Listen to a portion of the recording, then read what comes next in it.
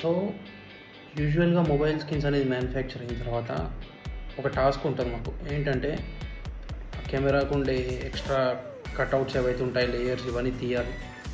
So మా entire కెరియర్లో మేము ఇప్పటివరకు దేనికైనా ఇబ్బంది పడ్డామంటే ఒక ప్యాటర్న్ రోబోటిక్ క్యామోకి చూపిస్తున్నానండి. స్కిన్ ఉంది, దీనికి మనకి కెమెరా కట్అవుట్స్ ఇవి కనిపిస్తున్నాయి లైట్ అట్లీస్ట్ విజిబుల్ ఉంది ఇక్కడ. కానీ ఇది చూడండి, ఎక్కడ ఏ ఒక్క హోల్ కానీ అసలు ఏది కనిపించదు.